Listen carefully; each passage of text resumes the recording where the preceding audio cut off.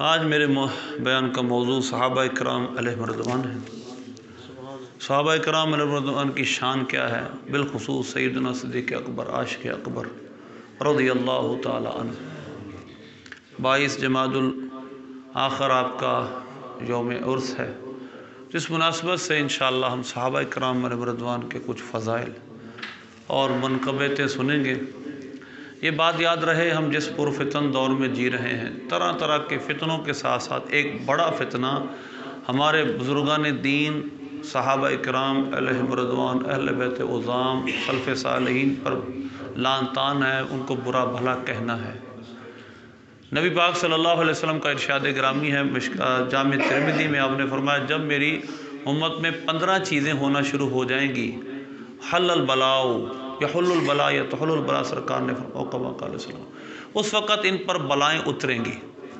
اور آپ نے ان میں سے 15ویں چیز ارشاد فرمائی، جب ان کے آنے والے پچھلے پر لعن طعن کریں گے، جب اپنے سلف صالحین پر یہ لعن طعن شروع کر دیں گے، اس وقت بھی ان پر بلائیں حلال ہو جائیں گی۔ تو لہذا بہت ساری مجلسیں سجتی ہیں جن میں صحابہ کرام علیہ رضوان کے خلاف باتیں ہوتی ہیں۔ آج ہم ایک علمی انداز میں قرآن و سنت سے سمجھیں گے کہ صحابہ کی شان کیا ہے، ان کی ہستیوں کو اگر مائنس کر دیا جائے تو اسلام میں پھر کیا بچتا ہے۔ ہم قرآن پاک کے شروع سے شروع کرتے ہیں اور دیکھتے ہیں کہ اللہ نے اپنے حبیب کے ان پیاروں کی کیا کیا شان ارشاد فرمائی۔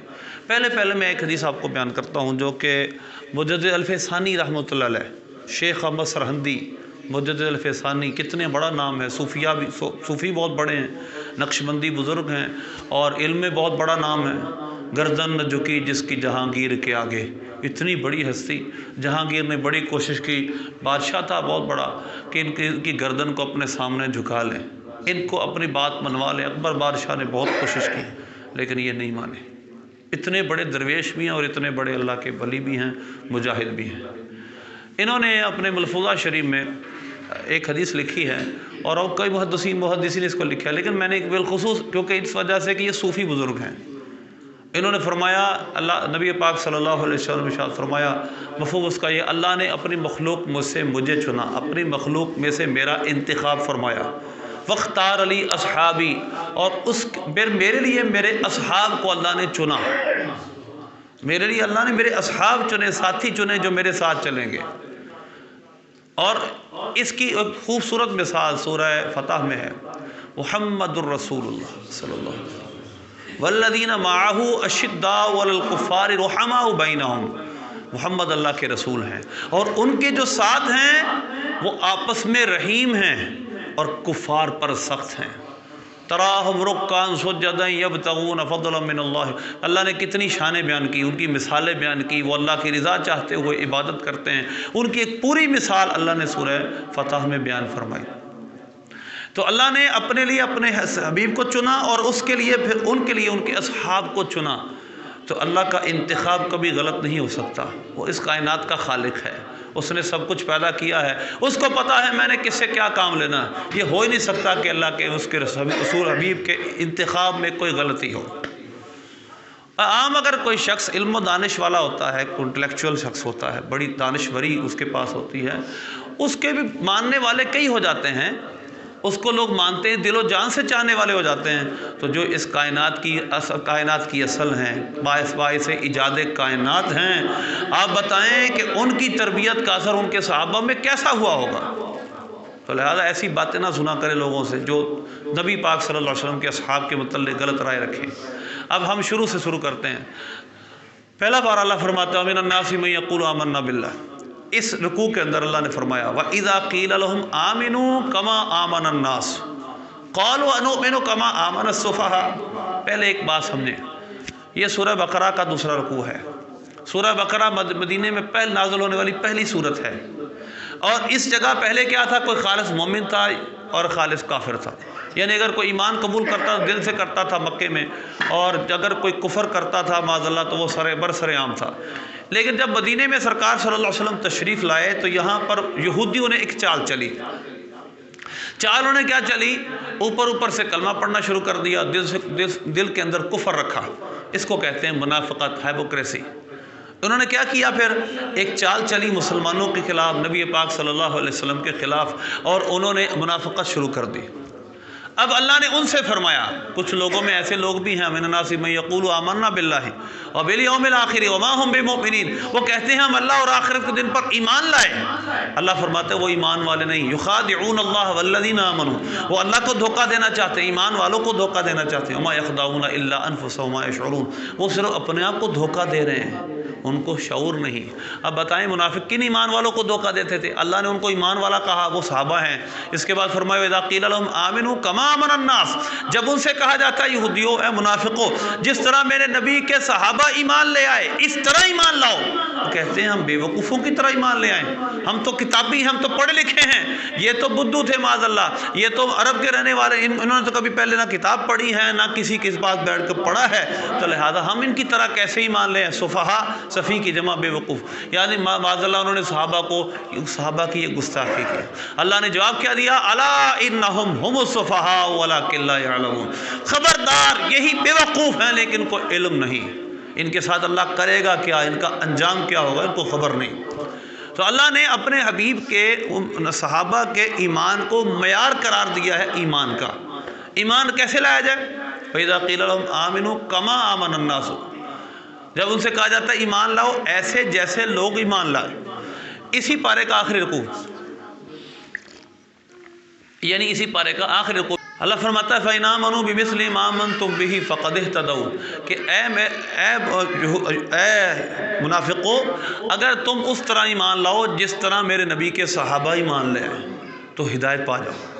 تو لہذا اللہ نے صحابہ کے ایمان کو ایک معیار قرار دیا، فَإِنْ آمَنُوا بِمِثْلِ مَا آمَنْتُمْ بِهِ فَقَدِ اهْتَدَوْا، جس طرح نبی کے صحابہ ایمان تم لائے ہو، اگر منافق اس طرح کلمہ پڑھ لیتے، دل و جان سے مان لیتے تو یہ ہدایت پا جاتے۔ اللہ نے اپنے حبیب کے صحابہ کے ایمان کو معیار قرار دیا، سکیل قرار دیا ہے ایمان کا۔ اسی طرح اب آگے چلتے جائیں، 11واں پارہ ہے، سورہ توبہ ہے۔ اللہ فرماتا ہے وَالسَّابِقُونَ الْأَوَّلُونَ مِنَ الْمُهَاجِرِينَ وَالْأَنصَارِ وَالَّذِينَ اتَّبَعُوهُم بِإِحْسَانٍ رَضِيَ اللَّهُ عَنْهُمْ وَرَضُوا عَنْهُ وَأَعَدَّ لَهُمْ جَنَّاتٍ تَجْرِي تَحْتَهَا الْأَنْهَارُ خَالِدِينَ فِيهَا أَبَدًا رَضِيَ اللَّهُ عَنْهُمْ وَرَضُوا عَنْهُ ذَلِكَ هُوَ الْفَوْزُ الْعَظِيمُ۔ اللہ فرماتا ہے وَالسَّابِقُونَ الْأَوَّلُونَ مِنَ الْمُهَاجِرِينَ وَالْأَنصَارِ، کتنی اسپیسیفیکیشن ہے، کتنا خصوص اللہ نے فرمایا۔ اب یہ قرآن پاک ہے، اگر کوئی تاریخ کی کتابوں کے حوالے دے گا تو کیا قرآن پاک کے مقابل وہ تاریخ کی کتابیں حوالے چل سکتے ہیں؟ کیا ان کا یہ معیار ہے کہ قرآن پاک کو ہم پیچھے رکھ کر معاذ اللہ ان تاریخی حوالوں کو دیکھیں؟ اب دیکھیں اللہ فرماتا ہے وَالسَّابِقُونَ الْأَوَّلُونَ مِنَ الْمُهَاجِرِينَ وَالْأَنصَارِ، وہ جو پہلے ایمان لائے، سابقون الاولون جو پہلے ایمان لانے والے ہیں اور مہاجر ہیں، والذین تبعوہم بإحسان رضی اللہ ورضوا عنہ، اور ان کے بعد جو ایمان لائے اور ان کی اچھائی میں ان کی پیروی کی۔ دیکھیں توجہ کریں، جیسے میں نے پہلے کہا تھا اللہ نے صحابہ کے ایمان کو کیا قرار دیا ہے؟ سکیل قرار دیا ہے، اس طرح ایمان لاؤ۔ اب دیکھیں اللہ نے صحابہ کی اتباع کو بھی اب جنت میں جانے کا ایک پیمانہ قرار دیا ہے۔ والسابقون الاولون من المہاجرین والانصار، وہ جو پہلے ایمان لائے، پہلے ہجرت کی، اور انصار جو پہلے تھے، ان کو متعلق اللہ فرماتا ہے والذین اتبعوہم بإحسان، اور اچھائی میں جو ان کی پیروی کریں گے، رضی اللہ عنہ ورضوا عنہ، وہ اللہ سے راضی، اللہ ان سے راضی۔ وَأَعَدَّ لَهُمْ جَنَّاتٍ تَجْرِي تَحْتَهَا الْأَنْهَارُ، اور یہ وہ لوگ ہیں جن کے لیے اللہ نے جنت میں ایسی باغات تیار کر رکھے جن کے نیچے نہریں رواں ہیں، اس میں ہمیشہ ہمیشہ رکھے رہیں گے۔ نہ صرف یہ رضی اللہ عنہ، اللہ ان سے راضی ہے، اللہ سے راضی۔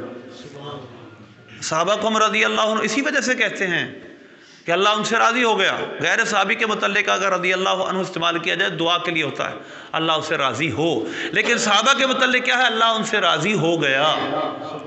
اب اللہ کیا فرماتا ہے؟ ذالک الفوز العظیم، یہ بڑی کامیابی ہے۔ اب بتائیں اللہ نے مہاجرین و انصار صحابہ کی اتنی تعریف بیان کی ہے، اور ایک ایسا سیکٹ بھی یہاں موجود ہے، آپ سنیں تو آپ کہیں گے معاذ اللہ سارے صحابہ تو تھے ہی ایسے، معاذ اللہ ان کی شان میں تنقیصیں ہیں، ان کے متعلق طرح کے جملے۔ یہ قرآن پاک ہے، اللہ فرماتا ہے جو ان کی پیروی بھی کرے گا اللہ اس سے راضی، وہ اللہ سے راضی۔ اللہ نے ان کے لیے باغات تیار کر رکھے ہیں جن کے نیچے نہریں رواں ہیں، اللہ ان سے راضی، وہ اللہ سے راضی۔ یہ بڑی کامیابی ہے۔ آپ یہ سوال کا جواب دیں، کیا اللہ تبارک و تعالیٰ کو نہیں پتہ تھا کہ تاریخ میں یہ کچھ بھی لکھا جائے گا؟ آج تاریخی حوالے لے کر پھرتے ہیں لوگ اور صحابہ پر تبرہ کرتے ہیں۔ اب آگے چلیں، قرآن پاک بہت مقامات ہیں، لیکن میں چیدہ مقامات آپ کے سامنے بیان کروں گا۔ یہاں پر بھی اللہ تبارک و تعالیٰ نے صحابہ کی اتباع کو، یعنی اللہ کے حبیب کی اتباع، یوں سمجھیے نبی پاک صلی اللہ علیہ وسلم نے 2 حدیثیں میں آپ کو بیان کرتا ہوں یہاں پر۔ ایک ہے جامع ترمذی کی اور کئی حدیث کی کتابوں میں حضور نے فرمایا علیکم بسنتی وسنت خلفاء الراشدین المہدیین عدو علیکم بالنواجز، اور کما قال علیہ السلام، سرکار نے ارشاد فرمایا تم پر میری سنت، میرے طریقے اور میرے بعد خلفاء راشدین کے طریقے پر عمل لازم ہے، اس کو اپنی داڑھوں سے پکڑ لو، مضبوطی سے تھام لو۔ اسی طرح نبی پاک صلی اللہ علیہ وسلم کے صحابہ نے، یہ ہے جامع مشکاۃ شریف کے حدیث ہے، نبی پاک صلی اللہ علیہ وسلم کا ارشاد گرامی ہے جس کا مفہوم یہ ہے، آپ نے فرمایا، یا کسی حضرت عبداللہ بن مسعود کا قول ہے یا سرکار کا قول ہے، فرمایا کہ جو تمہیں چاہیے کہ جو تم سے پہلے گزر چکے ہیں تم ان کے راستے پر چلو، جو زندہ ہیں ان کے متعلق تو پتہ نہیں کہ ان کا خاتمہ ایمان پر ہوگا یا نہ ہوگا، لیکن جو تم سے پہلے گزر گئے، پھر انہوں نے بتایا کہ سمرا صحابہ ہیں، ان کے راستے پر چلو، ان کے راستے کی اتباع کرو، ان کے راستے پہ چلو۔ تو لہذا صحابہ کا طریقہ اتباع ضروری ہے، اور ان کے ایمان کے مطابق ہم ایمان لائیں گے تو ہمارا ایمان کامل ہے، وگرنہ ہمارا ایمان کامل نہیں۔ اس بات کو نبی پاک صلی اللہ علیہ وسلم نے یوں بھی بیان فرمایا، یہ ابو داؤد شریف میں بھی ہے، مسند امام احمد میں بھی ہے، ابن ماجہ میں بھی ہے، جامع ترمذی میں حدیث بھی صحیح ہے۔ بعض لوگ اس کو ضعیف کہتے ہیں، بعض جعلی کہتے ہیں، سو یا تو تعصب کی وجہ سے کہتے ہیں یا جہالت کی وجہ سے کہتے ہیں، یا کوئی اور ان کے دل میں مقصد ہے۔ نبی پاک صلی اللہ علیہ وسلم نے ارشاد فرمایا میری امت کے 73 گروہ ہو جائیں گے، بنی اسرائیل کے فرمایا 72 ہوئے تھے، ایک جنتی تھا باقی سب جہنمی۔ اسی طرح آپ نے یہود اور نصارہ دونوں کی مثال بیان فرمائی، اور اس کے بعد فرمایا میری امت کے فرقے بھی 73 ہوں گے، فرمایا 73 ہو جائیں گے، اور ان میں سے کلهم فی النار الا واحدہ، سب جہنمی ہیں ایک جنتی ہے۔ اب نبی پاک صلی اللہ علیہ وسلم سے جب پوچھا صحابہ نے یا رسول اللہ وہ کون ہیں، آپ نے فرمایا ما انا علیہ واصحابی، جس پر میں ہوں، جس پر میرے اصحاب ہیں، جو میرے صحابہ کے طریقے کو اپنائے رکھے گا وہ ناجی ہے، وہ جنتی ہے، وہ نجات پانے والا ہے۔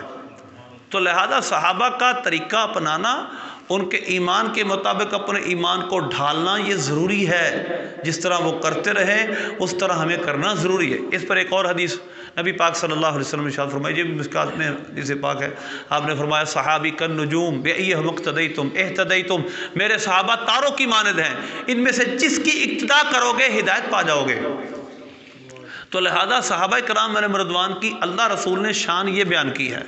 اور اسی طرح ایک بخاری شریف کی حدیث ہے، نبی پاک صلی اللہ علیہ وسلم نے ارشاد فرمایا لا تسبوا اصحابی، میرے صحابہ کو برا بلا مت کہو، بخاری شریف کی حدیث نمبر 3673، آپ نے ارشاد فرمایا لا تسبوا اصحابی، میرے صحابوں کو برا بلا مت کہو، فرمایا فلو ان احدکم انفق مثل احد ذهبا، اگر تم میں سے کوئی احد پہاڑ جتنا سونا صدقہ کرے، احد پہاڑ جتنی چیریٹی کرے، سونا صدقہ کرے، حضور نے ارشاد فرمایا ما بلغ مد احدہم ولا نصیفہ، ان کے ایک مٹھی بھر تک بھی نہیں پہنچ سکتا، بلکہ اس کے آدھے تک بھی نہیں پہنچ سکتا۔ مد ایک مقدار ہے، سمجھ لیں کہ ایک سیر کر لیں، چلے مفہوم اس کا یہ ہے، ایک سیر تک نہیں پہنچ سکتا، اس کے آدھے تک بھی نہیں پہنچ سکتا۔ یہ صحابہ کا ایمان ہے، یہ ان کے ایمان کی شان ہے، کیونکہ ایمان دے، یہ بات یاد رہے، نیکی کا ثواب ایمان اور اخلاص کی وجہ سے مختلف ہوتا ہے۔ اگر کوئی شخص 2 رکعتیں پڑھتا ہے لیکن 2 رکعتوں میں پڑھتا ایسے ہے کہ 1 منٹ بھی توجہ کسی ادھر ادھر لے جانے نہیں دیتا، اپنی توجہ کو 100% اللہ کی طرف رکھتا ہے، خشوع و خضوع کے ساتھ، بالکل پوری توجہ کے ساتھ، یہ 2 رکعتیں پڑھتا ہے، اور ایک طرف 100 رکعتیں پڑھتا ہے لیکن توجہ ایک رکعت میں بھی اللہ کی طرف نہیں۔ آپ بتائیں ان میں سے افضل کون سی 2 رکعتیں ہیں، 100 رکعتیں ہیں یا 2 رکعتیں ہیں؟ اب صحابہ کرام علیہ رضوان کا ایمان اخلاص اتنا بڑا تھا کہ اگر ہم احد پہاڑ جتنا سونا بھی صدقہ کریں، ان کے مٹھی بھر جو صدقے کے برابر بھی ثواب نہیں پا سکتے، کیونکہ ان کا ایمان و اخلاص اتنا بڑا تھا۔ ان کا ایمان کتنا بڑا تھا، کتنا بڑا اخلاص تھا۔ اب ذرا میری بات توجہ سنیں، اس وقت کا ایمان لانے کا مطلب پتہ کیا تھا؟ یعنی ہم تو یہاں مسجد میں آتے ہیں، اپنی پریکاشن پہلے دیکھتے ہیں، حفاظتی انتظامات پہلے دیتے ہیں، مسجد کے اندر بیٹھنے کے لیے جگہ ٹھیک ہے، اچھا سردیاں ہیں تو ہیٹر لگے ہوں گے یا اندر گرمی ہوگی، پانی گرم ہوگا کہ نہیں ہوگا، یہ سب چیزیں بہت سارے جگہوں میں دیکھی جاتی ہیں۔ اچھا جس جگہ نمازی میں ٹھنڈ زیادہ، مسجد میں ٹھنڈ زیادہ، نمازی کم ہو جائیں گے، گرمیوں میں گرمی ہوگی تو نمازی کم ہو جائیں گے، یہ ہمارا ماننے کا معیار ہے۔ لیکن سبحان اللہ، نبی پاک صلی اللہ علیہ وسلم کے صحابہ کے دور میں ایمان لانے کا مطلب کیا تھا پتہ ہے آپ کو؟ ایمان لانے کا مطلب یہ تھا اپنا گھر بھی چھوڑنا پڑ سکتا ہے، اپنا کاروبار بھی چھوڑنا پڑ سکتا ہے، اپنی جان بھی دینی پڑ سکتی ہے، یہ سب کچھ سامنے رکھ کر ایمان لاتے تھے وہ صحابہ۔ اب جب ہجرت ہوئی اس وقت کیا ہوا تھا؟ ہجرت جب نبی پاک صلی اللہ علیہ وسلم مکہ چھوڑ کر مدینہ شریف تشریف لاتے تو اس کا مطلب کیا تھا؟ اپنا گھر، اپنا کاروبار، اپنے کنبہ، اپنے رشتہ دار، سب کچھ چھوڑ کر جانا ہے، اور ہو سکتا ہے کہ راستے میں کفار پکڑ کر شہید بھی کر دیں۔ اب بتائیں اس طرح کی شان، اس طرح کا ایمان ہم میں سے کس کا ہے؟ اب اللہ تبارک و تعالیٰ سورہ بقرہ میں ایک آیت میں فرماتا ہے مِنَ النَّاسِ مَن یشری نفسہ ابتغاء مرضات اللہ واللہ رؤوف بالعباد۔ اللہ نے اپنے نبی کے صحابہ کی شانیں کیسے بیان کی ہیں؟ وَمِنَ النَّاسِ مَن یشری نفسہ ابتغاء مرضات اللہ، لوگوں میں کچھ ایسے لوگ بھی ہیں جو اپنی جان کو اللہ کی رضا چاہنے کے لیے بیچ دیتے ہیں۔ اس آیت کا شان نزول کیا تھا؟ ایک صحابی ہجرت کر کے جانے لگے، اب راستے میں کفار نے ان کو گھیر لیا، گھیرا ڈال لیا۔ انہوں نے فرمایا بات سنو، میرے ہاتھ میں تلوار ہے، میرے نیام میں تیر ہیں، جب تک میرے نیام میں تیر باقی ہیں تم میرے قریب نہیں آ سکتے۔ یہ ایمانی جذبہ ہے نا، گھیرا ڈال کے کھڑے ہوئے، تنہا بندہ ان سب سے بات کر رہا ہے، جب تک تیر ختم ہوں گے تم میں سے بہت سارے لوگ مر چکے ہوں گے، جب تم میرے قریب آؤ گے میرے ہاتھ میں تلوار ہے، جب تک میری تلوار چلتی رہے گی تم مرتے رہو گے، اور جب تک تمہیں مجھے پکڑو گے بہت سارے تمہارے لوگ مر چکے ہوں گے، یتیم ہو، ان کے بچے یتیم ہو چکے ہوں گے، ان کی جو عورتیں بیوہ ہو چکی ہوں، لیکن مجھ سے ایک سودا کر لو، مجھے نہ چھیڑو، مجھے مدینے جانے دو، میں تمہیں اپنا ایک مال بتاتا ہوں جو میں دفن کر کے آیا ہوں، چھپا کر آیا ہوں، وہ جا کے مال نکال لو، مجھے جانے دو، مجھ سے مزاحمت نہ کرو۔ انہوں نے کہا ٹھیک ہے ہمیں یہ سودا قبول ہے۔ انہوں نے کہا کہ فلاں جگہ میرے گھر میں نے مال چھپایا ہے، وہ مال جا کر نکال لو۔ چنانچہ انہوں نے اس بات پہ راضی ہوئے اور اس صحابی کو جانے دیا۔ اللہ تبارک و تعالیٰ نے قرآن پاک میں ان کی شان بیان فرمائی، وَمِنَ النَّاسِ مَن یشری نَفْسَهُ ابْتِغَاءَ مَرْضَاتِ اللَّهِ، لوگوں میں کچھ ایسے لوگ بھی ہیں جو اللہ کی رضا چاہنے کو اپنی جان بیچ دیتے ہیں، اپنی جان تک کے سودے کر لیتے ہیں۔ تو یہ نبی کے صحابہ کا ایمان تھا۔ نبی پاک صلی اللہ علیہ وسلم یوں نہیں فرمایا لا تسبوا اصحابی، میرے صحابہ کو برا بلا مت کہو، لو ان احدکم انفق مثل احد ذهبا ما بلغ مد احدهم ولا نصیفہ، اگر تم میں سے کوئی احد پہاڑ اتنا سونا بھی صدقہ کر دے میرے صحابی کے ایک مٹھی بھر جو بلکہ اس کے نصف تک بھی نہیں پہنچ سکتا، کیونکہ ان کا ایمان اتنا بڑا ہے، ان کے اندر اخلاص اتنا بڑا ہے۔ تو لہذا یہ بات یاد رہے، اللہ نے اپنے حبیب کے صحابہ کے ایمان کو، ان کے عمل کو ہدایت کا معیار قرار دیا ہے، مشعل قرار دیا ہے، بیکن آف لائٹ قرار دیا ہے۔ تو لہذا اس وجہ سے یہ بات یاد رہے کہ صحابہ کرام علیہم رضوان کے بارے میں جب بھی گفتگو کریں احتیاط کے ساتھ۔ نبی پاک صلی اللہ علیہ وسلم نے خود منع فرمایا لا تسبوا اصحابی، جامع ترمذی میں ہے اللہ فی اصحابی لا تتخذوا من بعدهم غرضا، میرے صحابہ کے معاملے میں اللہ سے ڈرو، میرے بعد ان کو ہدف تنقید مت بنانا۔ سرکار جانتے تھے ایسا کچھ سب کچھ ہوگا، کچھ ایسے لوگ بھی آئیں گے تو میرے صحابہ کی سیرت پر بات کریں گے۔ فرمایا من احبہم فبحبی احبہم، جنہوں نے صحابہ سے پیار کیا انہوں نے میرے پیار کی وجہ سے ان سے پیار کیا۔ ومن ابغض فببغضی ابغضہم، جنہوں نے ان سے نفرت کی انہوں نے میرے بغض کی وجہ سے ان سے نفرت کی۔ اور بھئی ہمیں صحابہ سے کیوں پیار ہے، ہمیں اہل بیت سے کیوں پیار ہے؟ تو سرکار کی نسبت سے۔ یہی حضور پاک صلی اللہ علیہ وسلم نے اہل بیت کے متعلق ارشاد فرمائی، جس کو جو شان ملی ہے وہ ہمارے نبی پاک صلی اللہ علیہ وسلم کی وجہ سے ملی ہے۔ تو لہذا صحابہ بھی شان والے ہیں حضور کی وجہ سے، اہل بیت بھی شان والے ہیں حضور کی وجہ سے، دونوں کو نسبت سرکار سے ہے۔ اس وجہ سے یہ بات یاد رہے، نبی پاک صلی اللہ علیہ وسلم نے ہمیں اس بات سے پہلے آگاہ فرما دیا تھا میرے صحابہ کے متعلق کوئی بری بات مت کرنا، لا تتخذوا من بعدهم غرضا، ان کو اپنا نشانہ تضحیک مت بنانا، اپنی گفتگو کے نشتر کے اتنے سخت نشتر میری صحابہ پر مت برسانا۔ اسی طرح اللہ تبارک و تعالیٰ مزید قرآن پاک میں اپنے نبی کے صحابہ کی شان بیان فرماتا ہے۔ سورہ حدید ہے، اللہ فرماتا ہے لا یستوی منکم من انفق من قبل الفتح وقاتل، جنہوں نے فتح مکہ سے پہلے جہاد کیا، ایمان لائے، اللہ کی راہ میں مال خرچ کیا، وہ اور جنہوں نے فتح مکہ کے بعد ایمان قبول کیا، مال خرچ کیا، یہ برابر نہیں ہے۔ یہ دونوں کے شان کے رتبے بڑے ہیں۔ فتح مکہ سے پہلے 8 سنہ ہجری سے پہلے جو ایمان لے آئے، جہاد کیا، انہوں نے ذرا مشکل وقت دیکھا، بہت مشکل وقت دیکھا، بعد والوں نے آسان وقت دیکھا۔ اللہ کے حبیب اللہ نے فرمایا یہ دونوں برابر نہیں ہیں، لیکن اس کے ساتھ ساتھ اللہ فرماتا ہے وَقُلٌّ وَعَدَ اللَّهُ الْحُسْنَى، اللہ نے ان سب سے بھلائی کا ارادہ فرمایا ہے۔ الحسنہ سے مراد جنت ہے، اللہ نے ان سب کو جنتی فرمایا ہے۔ وہ پہلے فتح مکہ کے ایمان لائے ہوں یا بعد میں ایمان لائے ہوں، سب جنتی ہیں، لہذا ہر صحابہ نبی جنتی ہے۔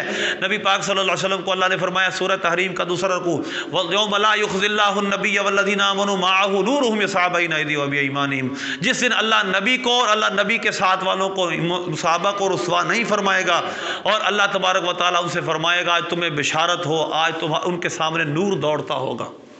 اللہ نے ایک وعدہ فرمایا ہے یوم لا یخزی اللہ النبی والذین آمنوا معہ نورہم یسعیٰ بین ایدیہم وبایمانہم بشراکم اليوم جنات تجری من تحتہا الانہار، تمہارے لیے بشارت اس جنت کی جس کے نیچے نہریں رواں ہیں۔ تو لہذا نبی پاک صلی اللہ علیہ وسلم کے صحابہ کی شان کو اللہ نے قرآن پاک میں جا بجا یوں بیان فرمایا، کئی بار بیان فرمایا لقد رضی اللہ عن المؤمنین اذ یبایعونک تحت الشجرۃ فعلم ما فی قلوبہم فانزل السکینۃ علیہم واصابہم فتحا قریبا، اللہ نے فرمایا اللہ ان مومنوں سے راضی ہو گیا جنہوں نے درخت کے نیچے آپ سے بیعت کی تھی، اور اللہ جانتا ہے ان کے سینوں میں کیا ہے۔ اب اللہ تبارک و تعالیٰ ان مومنوں سے تقریباً 1500 صحابہ تھے، 1500 صحابہ، جن میں حضرت ابوبکر صدیق بھی تھے، حضرت عمر فاروق بھی تھے، حضرت عثمان غنی نبی پاک صلی اللہ علیہ وسلم کی طرف سے مکہ گئے تھے سفارت کرنے کے لیے، آپ امبیسڈر بن کر گئے تھے، اور نبی پاک صلی اللہ علیہ وسلم نے کیا شان ان کی بیان کی تھی جب آپ نے بیعت رضوان لی، وہ رضا والی بیعت لی، آپ صلی اللہ علیہ وسلم نے ایک ہاتھ اپنا بڑھایا اور دوسرا ہاتھ فرمایا یہ عثمان کا ہاتھ ہے، یہ میرا ہاتھ ہے۔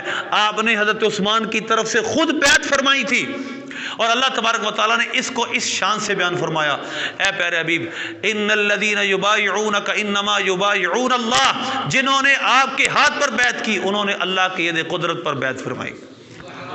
پھر اللہ نے ان کی شان کیا بیان فرمائی لقد رضی اللہ عن المؤمنین اذ یبایعونک تحت الشجرۃ، جنہوں نے درخت کے نیچے آپ سے بیعت کی اللہ ان مومنوں سے راضی ہو گیا، اور اللہ جانتا ہے ان کے سینوں میں کیا ہے۔ اسی سورہ فتح کی اگلی سورت کھولیے، سورہ حجرات ہے، اللہ کریم ارشاد فرماتا ہے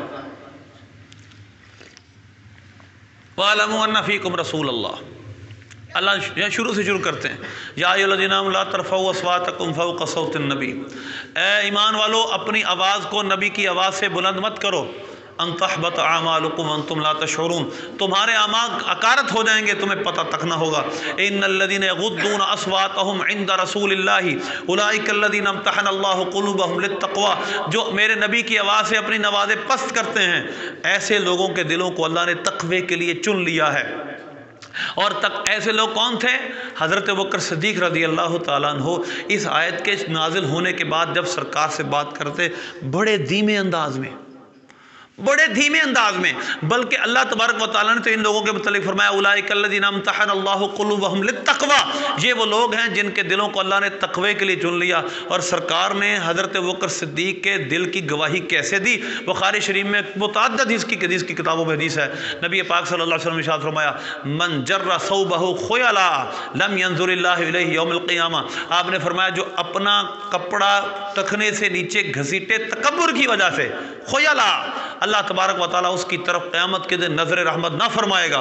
حضرت ابوبکر صدیق رضی اللہ تعالیٰ عنہ پریشان ہوئے، عرض کرنے لگے یا رسول اللہ میرا تو تہمت نیچے چلا جاتا ہے، الا ان اتعاہد، مگر یا رسول اللہ بہت کوشش کروں تو میرا تہمت اوپر رہتا ہے ورنہ تہمت نیچے چلا جاتا ہے، جس کی وجہ سے ٹخنے ننگے نہیں رہتے۔ نبی پاک صلی اللہ علیہ وسلم نے ارشاد فرمایا اے ابو بکر تو تکبر کی وجہ سے یہ کام نہیں کرتا، تیرے دل میں تکبر نہیں ہے۔ یہ نبی پاک صلی اللہ علیہ وسلم نے حضرت ابوبکر صدیق کے دل کی گواہی دی ہے کہ تیرے دل میں تکبر نہیں ہے۔ لہذا اللہ تبارک و تعالیٰ وہی بات اللہ نے ارشاد فرمایا یہ وہ لوگ ہیں جن کے دلوں کو اللہ نے تقوی کے لیے چن لیا۔ اور یاد رہے تعظیم نبی پاک صلی اللہ علیہ وسلم کی عزت کرنے والے کے دلوں کو اللہ نے تقوی کے لیے چن لیا۔ اور قرآن کو اللہ نے فرمایا ھدی للمتقین، یہ متقیوں کے لیے ہدایت ہے۔ متقیوں کے لیے ہدایت اور تقوی کے لیے اللہ وہ دل چنتا ہے جن میں تعظیم مصطفیٰ ہو۔ تو پتہ چلا تعظیم مصطفیٰ کے بغیر، نبی پاک صلی اللہ علیہ وسلم کی عزت و تعظیم و تکریم کے بغیر قرآن پاک کا فیض نہیں ملتا، قرآن پاک سے وہ نفع حاصل نہیں ہوتا جو ہونا چاہیے۔ تو لہذا اللہ فرماتا ہے جو میرے نبی کی آواز سے اپنی آوازیں پست کرتے ہیں ایسے دلوں کو اللہ نے تقوی کے لیے چن لیا۔ ان الذين ينادونك من وراء الحجرات اکثرهم لا يعقلون ولو انهم صبروا حتى تخرج اليهم لكان خيرا لهم والله غفور رحیم۔ اے پیارے حبیب، جو آپ کو حجرات کے پیچھے سے پکارتے ہیں ان میں اکثر بے عقل ہیں، اگر وہ صبر کرتے یہاں تک کہ آپ خود باہر تشریف لے آتے ان کے لیے بہتر تھا۔ اللہ بخشنے والا مہربان ہے۔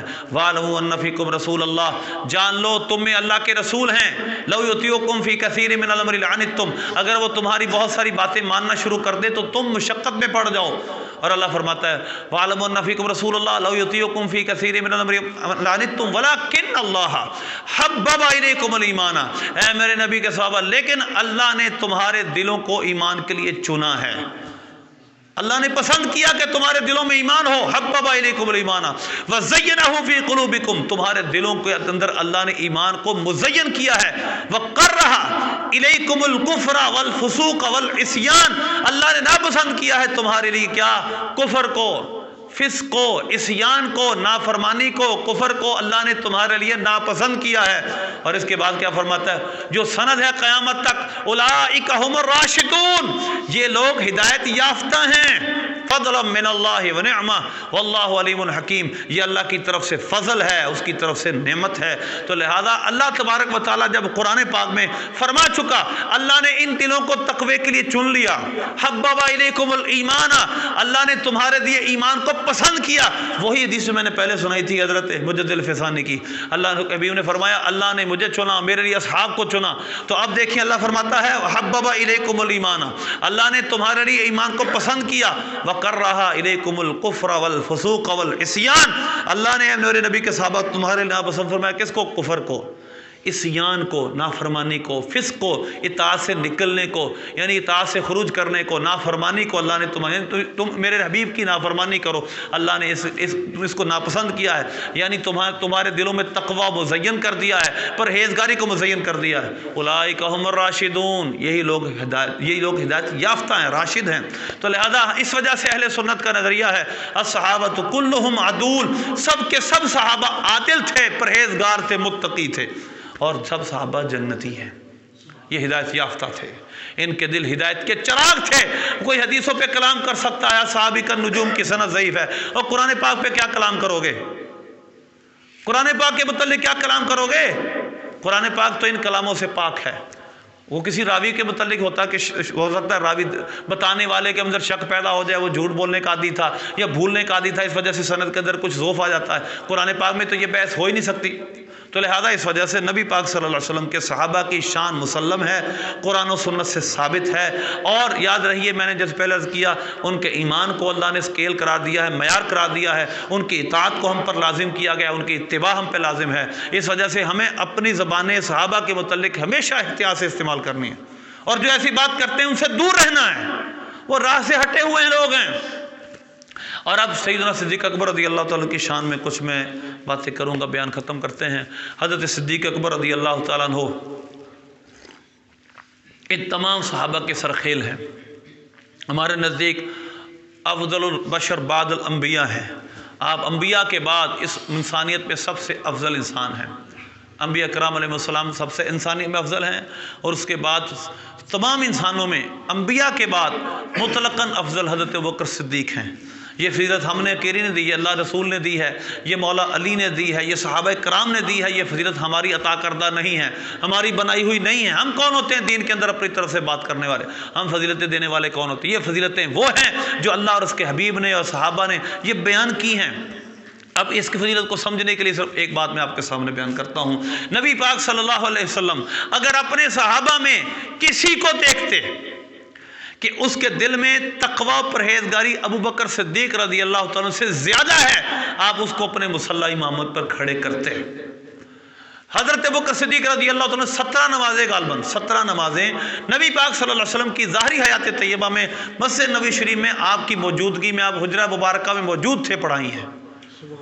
اور نبی پاک صلی اللہ علیہ وسلم نے با اصرار فرمایا ہے مرو ابا بکر یصلی بالناس، مرو ابا بکر یصلی بالناس، ابو بکر سے کہو لوگوں کو نماز پڑھائیں، ابو بکر سے کہو کہ لوگوں کو نماز پڑھائیں۔ حضرت عائشہ صدیقہ رضی اللہ تعالیٰ عنہ بیچ میں آتی، بخاری شریف میں بکثرت بہت جگہ یہ حدیث ہے، حضرت عائشہ صدیقہ رضی اللہ تعالیٰ عنہ بیچ میں آئیں، یا رسول اللہ آپ حضرت عمر سے کہیے لوگوں کو نماز پڑھا دیں، کیونکہ ابو بکر رقیق دل کے مالک ہیں، نرم دل والے ہیں، آپ کو اپنی جگہ نہیں دیکھیں گے تو نماز نہ پڑھا سکے ہو سکتا ہے۔ نبی پاک صلی اللہ علیہ وسلم نے ارشاد فرمایا انتن صواحب یوسف مروا ابا بکر ان یصلی بالناس، تم تو یوسف علیہ السلام جیسی عورتوں کی طرح جنہوں نے اپنے اتنے کچے دل تھے ہاتھ ہی کاٹ لیے، اے عائشہ ابو بکر سے کہو لوگوں کو نماز پڑھائیں، مرو ابا بکر، ابو بکر سے کہو لوگوں کو نماز پڑھائیں۔ نبی پاک صلی اللہ علیہ وسلم نے با اصرار فرمایا ہے، اصرار کے ساتھ فرمایا ابو بکر سے کہو لوگوں کو نماز پڑھائیں۔ آپ بتائیں جب ہم امامت چنتے ہیں، ہمارے تو امامت کے ہو سکتا ہے بہت اور معیار بھی ہوں، ہم دیکھتے ہوں امام ہمارے سارے کام کر لے، امام یہ بھی کر لے وہ بھی کر لے، امام کو ہم چلو تھوڑی تنخواہ بھی تھوڑی دیں اس وجہ سے، یہ تو ہمارے معیار ہوتے ہیں، لیکن نبی پاک صلی اللہ علیہ وسلم جس کو امام چنا ہوگا، آپ نے کس بیس پہ امام چنا ہوگا، اس کا تقوی پرہیزگاری کا لیول کیا ہوگا، اور جس کی نظر مبارکہ اتنی بڑی ہو۔ نبی پاک صلی اللہ علیہ وسلم نے ارشاد فرمایا، بخاری شریف میں مسلم شریف میں بکثرت اس کی کتابوں میں حضور نے ارشاد فرمایا تم اپنے رکوع و سجدے ٹھیک کیا کرو، واللہ لا یخفی علی رکوعکم ولا خشوعکم، اللہ کی قسم نہ تمہارے رکوع مجھ پہ پوشیدہ ہیں، نہ تمہارے دلوں کی کیفیتیں مجھ پہ پوشیدہ ہیں۔ خشوع کیا ہوتا ہے؟ اللہ کی طرف توجہ کتنی ہے، نہ تمہارے رکوع مجھ پہ پوشیدہ ہیں، نہ تمہارے دلوں کی کیفیتیں مجھ پہ پوشیدہ ہیں۔ نبی پاک صلی اللہ علیہ وسلم تو اپنے صحابہ کے جو پیچھے کھڑے ہوتے تھے ان کے دلوں کی کیفیت سے بھی واقف تھے، تو نبی پاک صلی اللہ علیہ وسلم نے جس کو اپنا مصلی امامت دیا ہوگا، بتائیں وہ کس شان کا مالک ہوگا۔ تمام صحابہ میں سے، تمام اہل بیت میں سے نبی پاک صلی اللہ علیہ وسلم نے اپنی نیابت کے لیے جن کو چنا ہے وہ حضرت ابوبکر صدیق ہیں۔ ایک حدیث میں نہیں، کتنی حدیث میں، سب کی کتابوں میں، سب تاریخی کتابوں میں یہی ہے کہ نبی پاک صلی اللہ علیہ وسلم نے اپنے مصلی کے لیے جن کو چنا تھا وہ ابوبکر صدیق تھے۔ آپ بتائیں کہ نبی پاک صلی اللہ علیہ وسلم کے انتخاب میں کوئی غلطی تھی؟ آپ نے منتخب معذلہ غلط کر لیا، 1400 سال بعد اب آپ کو پتہ چل رہا ہے، آپ زیادہ عقل والے ہو گئے، آپ کا علم زیادہ بڑا ہو گیا۔ نبی پاک صلی اللہ علیہ وسلم نے ظاہر ہے جس کو اپنی نیابت کے لیے چنا ہے اس کے تقوی جیسا تقوی کسی کا نہیں ہوگا، اس کی فضیلت جیسی فضیلت کسی کی نہیں ہوگی۔ سورہ لیل میں اللہ نے فرمایا وَسَيُجَنَّبُهَا الْأَتْقَى، ان قریب اللہ متقی کو، جو سب سے بڑا متقی ہے، اس کو اللہ نجات دے گا۔ اس میں مفسرین کا ایک بہت بڑا اتفاق ہے، اتقا تقی کی جمع، تقی کا اس میں تفضیل ہے، بہت بڑا متقی۔ انہوں نے فرمایا اس سے مراد ابوبکر صدیق رضی اللہ تعالیٰ عنہ ہے، اتقا ہیں، سب سے بڑے متقی ہیں اس امت کے۔ جبھی تو نبی پاک صلی اللہ علیہ وسلم نے اپنے مصلی امامت کے لیے ان کو چنا ہے، اور صحابہ کرام علیہم رضوان اس کو قبول کیا ہے۔ مولا کائنات علی المرتضیٰ رضی اللہ تعالیٰ کا فرمان تاریخ الخلفاء میں ابن عساکر کے حوالے سے لکھا ہے۔ آپ رضی اللہ تعالیٰ کو کسی نے پوچھا کہ آپ نے حضرت ابوبکر صدیق رضی اللہ تعالیٰ کو کیسے خلیفہ چنا؟ انہوں نے فرمایا نبی پاک صلی اللہ علیہ وسلم نے اپنے دینی کام کے لیے، دینی مقصد کے لیے، یعنی مصلی امامت کے لیے ان کو چن لیا، ہم نے اپنے دنیاوی معاملات کے لیے ابوبکر صدیق رضی اللہ تعالیٰ کو چن لیا۔ آخر میں ایک حدیث پاک سناتا ہوں بخاری شریف کی، جو میں نے حدیث سنائی لا تو صبح صحابی، اس سے اگلی حدیث ہے۔ نبی پاک صلی اللہ علیہ وسلم کے صحابی ہیں حضرت ابو موسیٰ اشعری رضی اللہ تعالیٰ عنہ۔ ایک دن گھر سے نکلے، وضو کیا اور کہنے لگے لَأَكُونَنَّ بَوَّابَ رسول اللہ صلی اللہ علیہ وسلم، میں آج نبی پاک صلی اللہ علیہ وسلم کا دربان بنوں گا، میں آپ کے دروازے پہ بیٹھوں گا، جس طرح دربان ہوتا ہے۔ نبی پاک صلی اللہ علیہ وسلم کی عادت مبارکہ نہ تھی کہ کوئی دربان بٹھائیں، جس طرح پاپین بیٹھے ہوتے ہیں، ایسا نہ خلفائے راشدین نے کیا، نہ نبی پاک صلی اللہ علیہ وسلم نے کیا۔ کوئی دربان باہر نہیں بیٹھتا تھا، جو چاہتا خود آ سے سرکار سے بات کر لیتا۔ آپ سہل الخلق تھے، آسان اخلاق کے مالک تھے، جو آپ سے چاہتا اپنے دل کی بات کہہ سکتا تھا، کوئی روک ٹوک نہیں تھی۔ لیکن حضرت موسیٰ اشعری کہنے لگے آج میرا ارادہ یہ ہے کہ میں حضور کا دربان بنوں گا، خود والنٹری، یعنی خود جاؤں گا، مجھے شرف حاصل ہو۔ چنانچہ نبی پاک صلی اللہ علیہ وسلم کو تلاش کرتے کرتے مسجد نبوی شریف میں آیا، نہ سرکار کو نہ پایا۔ چنانچہ صحابہ سے پوچھا کہاں ہیں؟ فرمایا ادھر گئے ہوں گے۔ اور تلاش کرنے کا طریقہ کیا ہوتا تھا؟ گزرے جس راہ سے وہ سید والا ہو کر، رہ گئی ساری زمین عنبر سارا ہو کر۔ کیا مہکتے ہیں مہکنے والے، بو پہ چلتے ہیں بھٹکنے والے۔ جو نبی پاک صلی اللہ علیہ وسلم کو تلاش کرنا چاہتا، آسان سا، کسی سے نہ پوچھے، جہاں سے تازہ تازہ خوشبو آ رہی ہو اس طرف کو چل لے۔ فرماتے ہیں میں نبی پاک صلی اللہ علیہ وسلم کو ڈھونڈتے ڈھونڈتے ایک باغ میں پہنچ گیا۔ اب اس باغ کا راستہ کوئی نہیں تھا۔ میں نے ایک نالی دیکھی چھوٹی سی، میں اس نالی میں سے لومڑی کی طرح میں نے اپنے آپ کو سمیٹا اور نالی کے اندر سے گزر گیا۔ نبی پاک صلی اللہ علیہ وسلم نے اپنے قضاء حاجت فرمائی اور آپ وضو فرما کر آپ نے ایک کنویں کے مڈیر پر، مڈیر کہتے ہیں جو اوپر بنی ہوتی بنی سی، اس پر آپ صلی اللہ علیہ وسلم نے یوں اپنی مبارک پاؤں سے کپڑا ہٹایا اور پاؤں پانی کے اندر رکھ دیے اور سرکار تشریف فرما تھے۔ میں نبی پاک صلی اللہ علیہ وسلم کو میں نے دیکھا تو میں دروازے پہ بیٹھ گیا۔ میں نے کہا آج میں یہیں آؤں گا، میں دربان بن گیا۔ چنانچہ اتنے میں دروازے پہ دستک ہوئی۔ میں نے پوچھا کون ہے؟ انہوں نے کہا ابو بکر ہوں۔ میں نے کہا رسلک، ٹھہریے، میں نبی پاک صلی اللہ علیہ وسلم کا دربان ہوں، آج مفہوم اس کا یہ، تو میں سرکار سے اجازت لے کر آتا ہوں۔ چنانچہ میں نبی پاک صلی اللہ علیہ وسلم کے پاس حاضر ہوا، عرض کی یا رسول اللہ ابو بکر ہیں، اجازت مانگ رہے ہیں۔ آپ نے فرمایا اذن لہ وبشرہ بالجنت، اجازت بھی دے دو ساتھ جنت کی بشارت بھی دے دو۔ چنانچہ میں آیا، میں نے دروازہ کھولا، میں نے کہا نبی پاک صلی اللہ علیہ وسلم نے اجازت بھی مرحمت فرمائی ہے اور آپ نے جنت کی بشارت بھی دی ہے۔